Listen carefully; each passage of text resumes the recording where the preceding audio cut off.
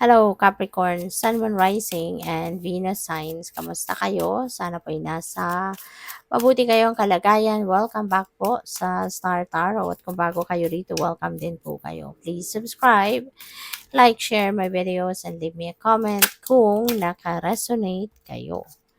So, paunang card na tumalon, we have the Four of Wands. Merong ano rito, selebrasyon, ano? O pwedeng may selebrasyon, may party na po pwedeng a-attendan kayo, pwedeng kasalan, anniversary, birthdays, pwedeng ganon, fiesta, or pwedeng may reunion, mga ganon. So, this is a happy time no, para sa'yo, Capricorn. Kaya, have fun and enjoy. We have Three of Pentacles. Si Three of Pentacles, collaboration, partnership, ito, pwedeng merong mga pagtutulungan dito. You're going to be in a teamwork. Maybe you're going to work in a team, ganyan. Sa ngayon, baka meron kayong kailangang pagkaabalahan sa trabaho or po pwedeng sa negosyo mo, no? Maaaring may deadline na hinahabol dito, kaya magtutulungan kayo or kukuha ka ng tao, extra tao na makakatulong sa'yo, extra na manpower, no? Pwedeng ganun. Pwede rin na merong pag-aaral. No? Maaari ng iba sa inyo dito is going to study. Baka merong pag-aaral na gagawin. Merong pwedeng merong nagme-mentor sa inyo, no? Regarding something.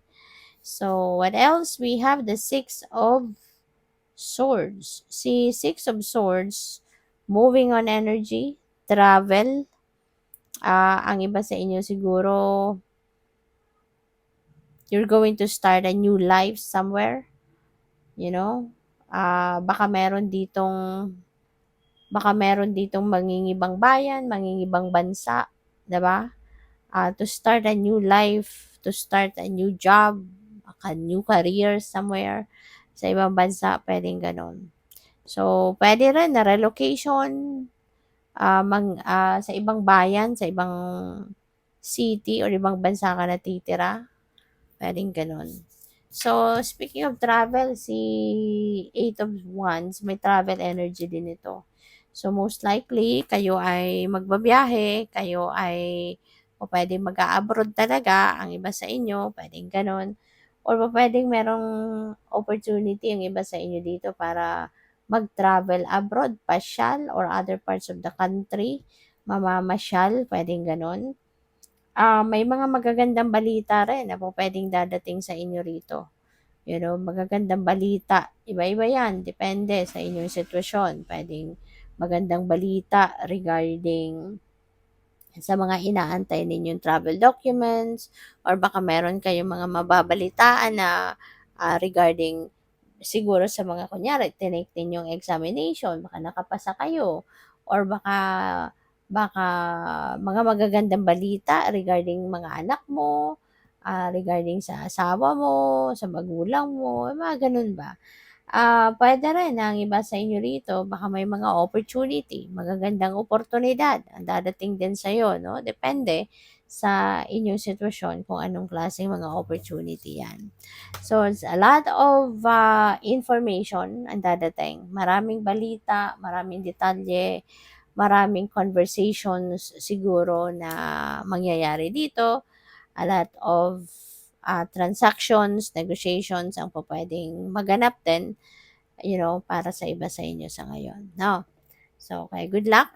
Tingnan natin kung ano pa ang ganap. And by the way, maraming salamat for subscribing.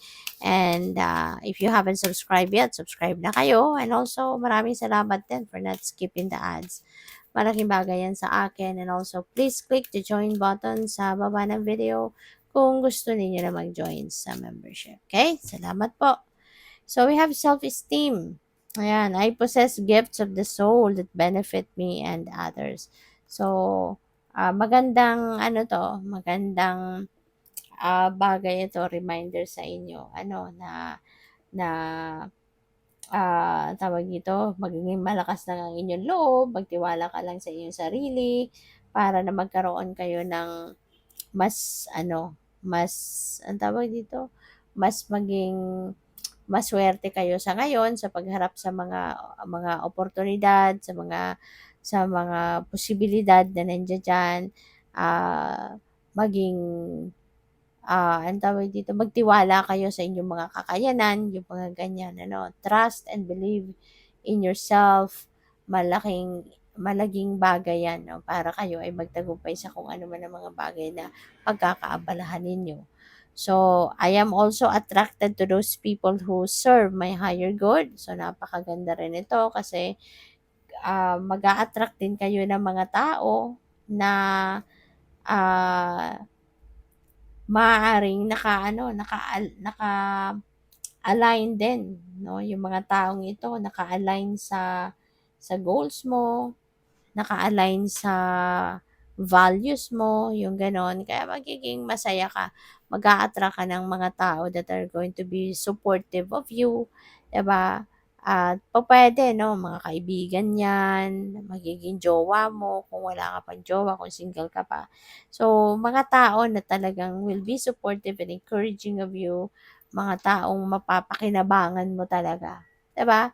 Kasi may mga tao na negative ang hatid sa atin na energy, 'di ba? Pero yung mga taong maa-attract mo sa ngayon are people that are also very supportive of you, no? Encouraging of you, supportive of you, at mga taong mababait, mabubuting puso, no?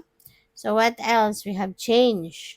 I understand that nothing can grow or evolve without movement. So napakagandang realization din ito.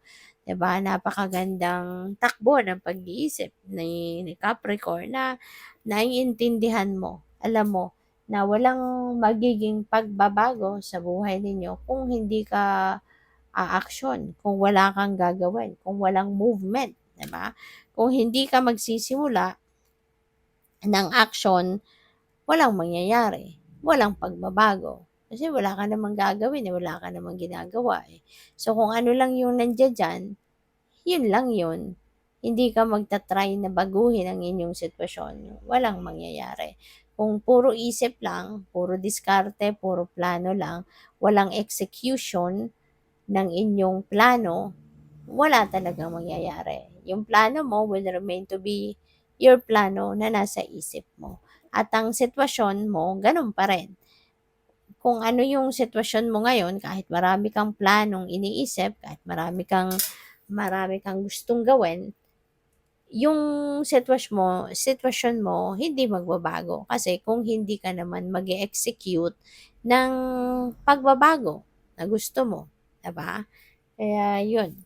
So, good luck. Thank you for watching Love and Light. Namaste.